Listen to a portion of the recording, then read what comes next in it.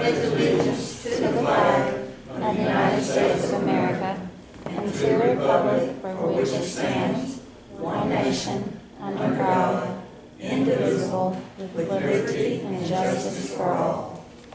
Honor the Texas flag. I pledge allegiance to thee, Texas, one state, under God, one and indivisible.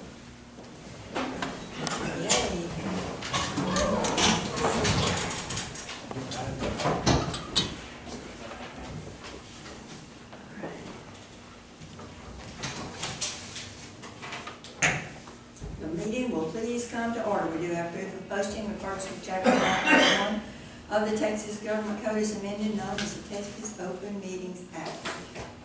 Any members of the public who wish to speak shall have 5 minutes to address the court. Morning, Judge Grant, Commissioners. I'm speaking at 5 minutes. And for her video, my name is Charles Morgan. And I'm a professional engineer in Texas. And I've performed engineering work for the past 50 years. In our area, we have all these big compressor stations from oil and gas, as you might be very well aware of. We have 3,058 gas wells in this county. We're number 8 in number of gas wells in Texas, out of Texas counties. There's 254 counties in Texas, and we're number 8 in number of gas wells. As far as compressor stations, we have 130, and that is the main culprit that has been ignored by the Railroad Commission, who controls the oil and gas industry. And I have spoken to them. I helped get a state law passed, House Bill 1818. It tells the Railroad Commission, you've got to do something to protect our people. They haven't done that. They have addressed nothing as far as the compressor stations or the operating facilities of oil and gas. They only addressed wells. The wells are not the problem. It's the low frequency noise generated by gas compressor stations. So with that in mind, I've written a letter to the governor. I've spoken to the Railroad Commission about this issue, and they continue to ignore it. And somehow we've got to get their attention. We could begin by writing letters to the Railroad Commission themselves. The law says you will protect our citizens, and our citizens in Freestone County are being harmed. We have had 8 killed in this county. I don't say they died, they were killed by oil and gas. 2 of them went to Austin with me, and it wasn't about 6 weeks after they got back, they were dead from low frequency noise. And I went to their house with my $3,000 noise meter that has been calibrated regularly. And it was 80 decibels at their home. While he was in the hospital, I was in the hospital, and he had a brain aneurysm and a heart attack, both. And I went by his house, it was 80 decibels at his house. It was very extremely low frequency noise. Now at my house, I'm having a similar problem, 80 decibels. Here's September 23rd, 0656 hours, 6:56 a.m. It was 79 decibels, the low frequency noise of 31.5 cycles per second. And on down, it's terrible there. Okay, on September the 22nd, there's 77 decibels at my home on my back porch. It was 10:36 p.m. And my blood pressure is made to go up because of this low frequency noise. Here it was 159 over 77. That's not too bad. But 199 over 96, that's pretty bad. You better have some medication or something that gets that down, or you better leave your house. That's how bad it is in this county. It's not just in my home. There's several other places in the county that I've been to. I've been all around this county. Initially back in 2009, the decibel level average in the county was 60 decibels.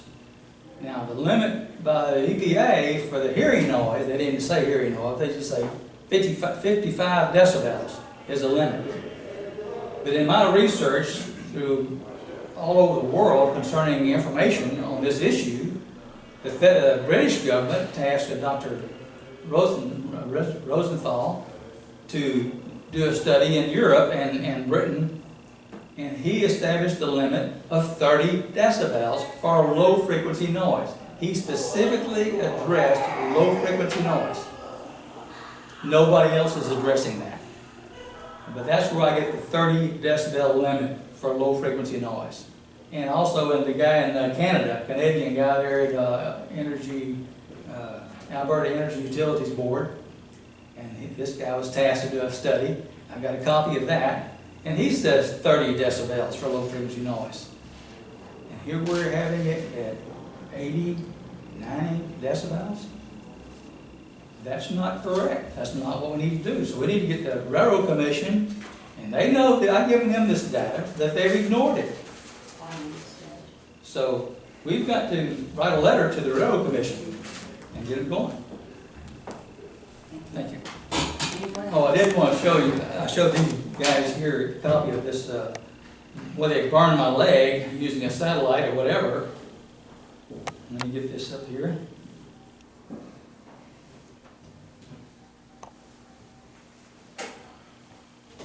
Got it right here.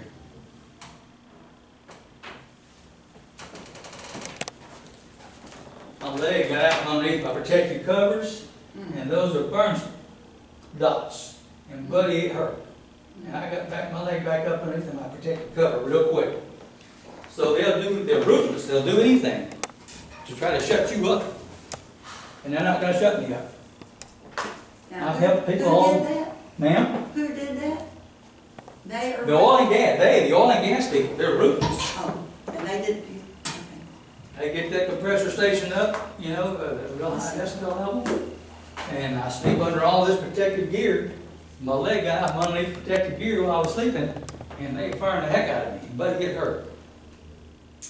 There's nothing else around that would do that. They didn't touch anything else, you know. Thank you. All right, we'll now go to item number 1, which is to discuss approving the use of grant funds. The county has been allocated 600,000, 600 and something, isn't it? 640. And 40, and that can be used for qualifying expenses related to COVID. There's 6 different categories, but we have talked to the fire departments and tried to provide them with anything that would qualify, and we now want to reach out and in order to comply with the COVID-19 public health measures as mandated by the governor, Freestone County would like to support the Teague Hospital District and the Fairfield Hospital District by awarding each one of them funds from our CRF grant funds for future medical expenses such as medical supplies, masks, gloves, PPE, you know, if they qualify under the grant, and we can get that for them. And in order to comply, again, with the COVID-19 public health measures as mandated by the governor, Freestone County would like to support the Dew ISD, Wortham ISD, Fairfield ISD, and Teague ISD by awarding them funds from our CRF grant funds to apply towards their purchase of Chromebooks and hotspots to be used by students. We believe that the virtual learning for our kids will help keep them safe and help prevent the spread of COVID-19. And Karen has checked to see if they comply. If we fund them a certain amount, then one of the, is it something to do with the education grants, that they get matching funds. So they have given a list of what they are requesting, and each one of them for the 4 schools is a different amount.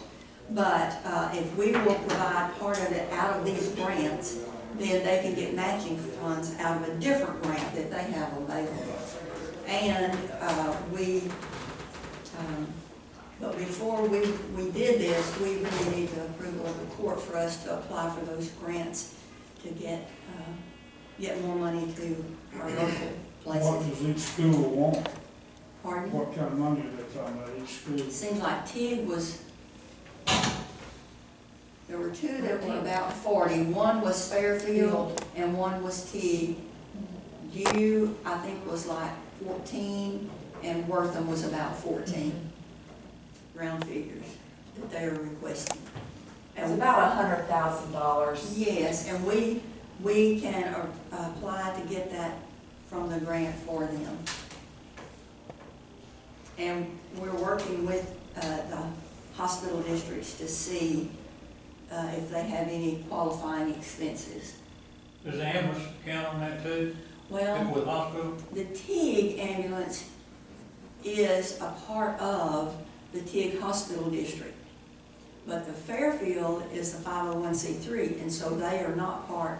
And the reason we can do it with those is they're political subdivisions. The hospital districts are. Okay. But we can't just go out to a 501c3 and do that. Or we would be glad to try to do that if we could, but that doesn't qualify. Am I saying that correctly, Karen? And also not just limited to what this is, if any of these have other things, as well as the fire departments, if they have other things that they need, we'd like to be able to go ahead and include those. We just don't know if they're gonna be able to come up with anything else that they need. So it's kind of a blanket request that we be able, anything we can get from the grant to, for anything within our county that qualifies, that we can go ahead and do that. We are gonna I know the purchase, sheriff's department is looking at some more things that might qualify. we are gonna purchase the clothes for all the fire departments. Yes. I don't know how many sets, but anyway, Yes. they've all put their request in, so Yes. we're working on that We already too. have that, and there's still gonna be plenty of money there that's available if we can find some other qualifying things. What are we talking about for the two hospital districts? What have they asked for, anything? They haven't yet. They haven't yet. I have talked to TIG, I've not talked to Fairfield yet, but I'm going to talk to them and see, this morning, and see what they might have, if that's, I have to talk to TIG. Did we ever find out if the emergency doors, did they qualify, being that? That's a different grant that we're looking at for that, isn't that right? No, that's this grant. This one? All right, well then we need Be to, good, we Yes. can put that in there. there'll be plenty of money for that too. Mhm. There's a lot out there. You know, we're not trying to just reach out and get things that we don't need, but we're trying to get needs from all of these entities so we can try to cover as much as we can. You want a motion? Yeah. I'll make a motion that we, A motion that we apply for all funds that are qualified, all qualified funds that can be used in our county. Is that it? Yeah. That's it, okay? And we'll vote on that when we find out. No. We're voting on that right now. If it's a No matter what qualified, the hospital district send in for, we're okay in it right now. if it qualifies. But you know, they have a list of 6 different things. 3 are in the 75%, and then 3 are in the 25%. And 75% of the grant can be used for, or 75% of the apportionment can be used for certain things and 25 for other things. So if they fit within those, I think we're gonna run out of the 25% pretty soon, but we still will have funds in the 75% qualifying area. What if one entity or one of these things, what if they use up the funds and the other ones don't get any? How are we gonna? Well, we have a list, Karen's made a list of what's already been, what we've already had requests for, and I think we're fine with everything we have requests for right now. I know what I'm saying, okay, let's say. And the hospital In district. 3 days, the hospital district comes up and wipes out whatever. No, we already have committed to the fire departments and to the schools. And so now we're gonna reach out to the hospital districts and see if there are things they So the need. schools are guaranteed this money, or if they qualify, the money that the amounts. We're gonna have, if we commit to doing that, yes, and that's where we are right now. With the fire departments, the schools, you want us to come back with what the, I'm gonna second that Andy's motion, but I would like to know what each one gets. sure. And we have a list of what everybody so far has requested. And the basic thing is the fire department and the schools. And what else do we have on there? That's it, besides the door things. But. What's the door things? What, the presentation that, who was it? The one that came was Oh, Guardian all that Security. video stuff? Yeah, so what the deal is that because of the COVID, our doors are locked, and per what we're being told, they have to have Keep it on. they have to be able to be open to the public, and so, we don't have breakaway bars on them, so they're gonna do these magnetic locks so that when you come up to the door, it unlocks the door so somebody can regress, I think is what they call it. So we can And get so- out. That's correct. And so, and then it would be a keypad, and you would either have a card or a fob, whichever way the county wanted to go, or both, however they want to do it. And you would use that to enter the courthouse through whatever door, if Who's y'all gonna choose have to a do key? that. Who's gonna have a key to the keypad? Does everybody, like, we come in the front door now? Yeah, so you would have either a card or a little thing that goes on your key, a fob is what they call it. It's just a little flat card-looking tiny thing. And you would use that and just put it in the vicinity of that, and it would unlock the door for you. You can come in the front door, you can come in the front door right now and go all over the courthouse and not be checked. So what's the difference? I don't think it's. What they want you to be able to do is every door doesn't have to be unlocked. That's not. Yeah. But you have to be able to get out the door if you need to. Correct. If you're inside. Yeah. Those bottom doors, they can stay locked from now on for the rest of this time this courthouse is up. But you gotta be able to get out of them if there's an emergency. You don't have to be able to get in them, you gotta be able to get But you out. can't get, I mean, my thing is, can't you, you can get out of them, all you have to do is open the door. You can get out of the lock. You have Not to do the go out lock, the door, well, you have side to door. turn the lock thing to get out. And, yeah, and they say it has to be like, and I know before when y'all was researching it, and Kay was, Judge, is that in a fire circumstance, they say people in that emergency can't turn a doorknob, so you have to be able to have something that unlocks it, whether it's a breakaway bar or these lock things that unlocks the door, so all you have to do is push. Yeah. It can't be locked. And where you have to turn a knob or anything like that is what I've understood, so. Yeah. I'm surprised that our insurance haven't forced us to have that. I know my insurance at the church forced us to change the doors to where that if there's a fire and people are running, they just run, hit the door, and it automatically open instead of to be covered. And the reason That's just for they liability purposes. said not to go with the breakaway bar, or what do you call it, is because of the historical. They can do that, they said. But if we can get it under, the grant, it's no cost to us, it's just that they paid for it because, and I think it would be a good thing for the. And we went ahead and had them look at all the annexes too, but, I mean, that's again up to the county whether We need y'all. to look at that, the cost of that, and see where we are on all of these. That'll fall under the 25%. Where that money come from? They taxpayer money, or they just make that put it on? I mean, I talked to him about it before, and it was under the 25%. I didn't know if under public health and safety that It might might be. too. It might. Well, let's get that resolved, what we're gonna do, and then we'll know where we are for sure. Okay. But, you know, it's kind of limited to what you can get under the grant. But like the fire department, some of it qualified, some of it didn't, but whatever qualified, we're getting for you. All right, is that a second? So we have a motion and a second. All in favor, aye. Any opposed? None. Motion carried. Just one thing that I saw this morning was that the Federal Railroad Administration has released the final rule of particular applicability and the record of decision. And of course, the Texas Central Railroad always looks like it makes it look like, well, okay, we're good. But they say that's just moving them closer to getting it.